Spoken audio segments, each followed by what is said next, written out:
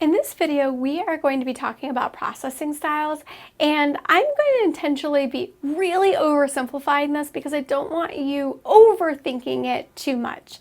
To go really straightforward and simple, we have three versions of processing styles that are very typical for most people.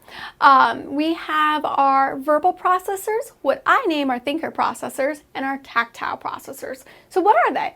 Tactile processors are our people who really experience the world and think through things, organize their thoughts, get things figured out in their head through touch and sensation. So that would be either fidgeting with a fidget item, or the more common is going to be they love their lists, their sticky notes, their to-do lists, and their calendars. Those are our tactile processors. As children, these are also the kids who touch literally everything as they walk by.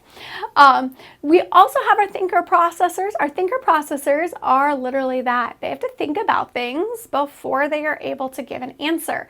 To support our thinker processors, it's really beneficial in a school setting for a teacher to be able to give them a heads up of what they will be answering, so they're not getting stuck in the moment thinking about their answer while everyone is watching them.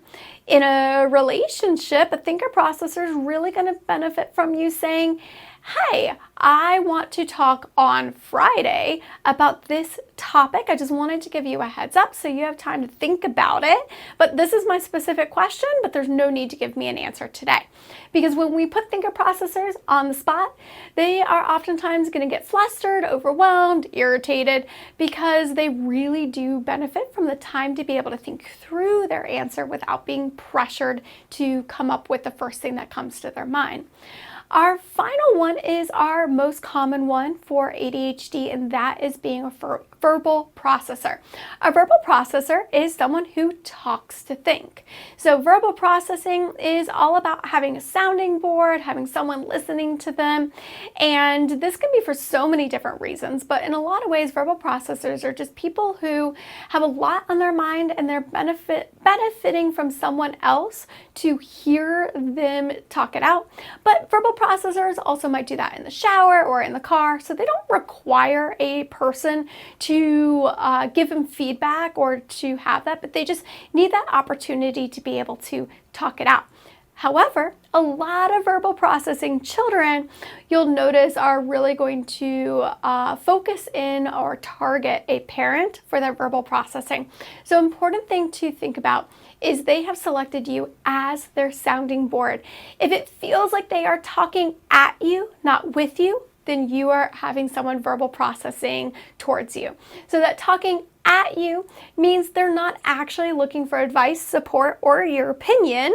They're really just needing to hear the sound of their own voice to be able to figure out what they're doing. So oftentimes verbal processors already know what they think they want to do. They're just really needing to hear themselves talk about it so that they can follow through on whatever it is. And when a verbal processor is interrupted, they oftentimes will get frustrated or irritated or will sound like a broken record. Our verbal processors oftentimes have to restart at the beginning anytime they are interrupted because their brain really struggles to remember where they left off. So they start from the very beginning, repeat the entirety of the story just to be able to get to the end. So verbal processors really benefit the most from you being quiet. However, you can always start the conversation with, hey, I just want to check. Today, are you wanting me to just listen, or are you wanting some type of advice so I know how to be the best support for you?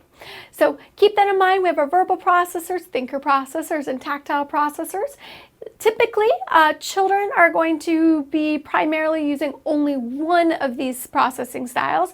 Towards adulthood, we are typically capable of doing all three, but we will have our preferred one or two. But our elementary years will really tend to be exclusively one processing style. We begin to develop that second processing style somewhere between middle school and high school, depending on the person and the type of expectations of the school and parents.